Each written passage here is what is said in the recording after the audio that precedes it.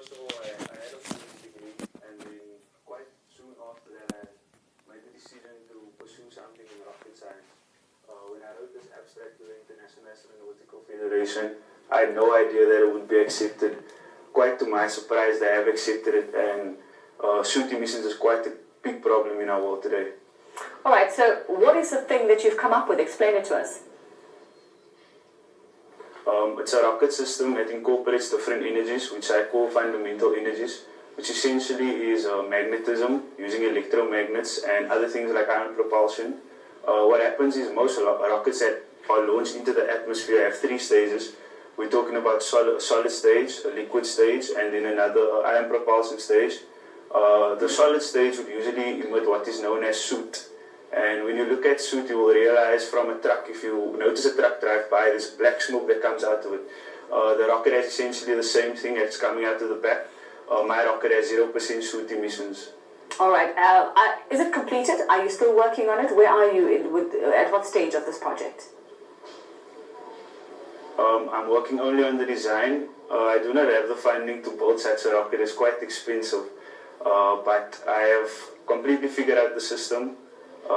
And I have it in a paper. Okay, so it's on paper. So you've done this by yourself, Leon, and how long did it actually take you to come up with it?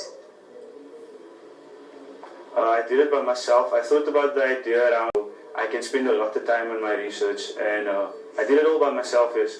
All right, fantastic. Now, Leon, just listening to what you're saying and what the system would possibly do, we have to ask, why has no one else thought of this so far? Was it quite easy? Did you also have that moment as to why has nobody thought of this before?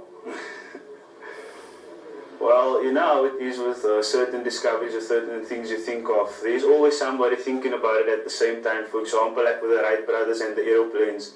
I'm sure that there are people thinking about the same things. In fact, the Indians have also designed a spacecraft which incorporates some type of magnetic stage, also with a cryogenic engine.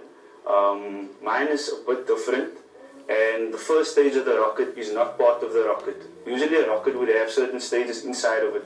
Mine has 3 stages, which is on the rocket, and the first stage has nothing to do with the rocket at all. In fact, what makes it different as well is that the rocket is controlled straight from ground control. There needs to be no human interaction. The program could even be done beforehand. I haven't seen such a system before.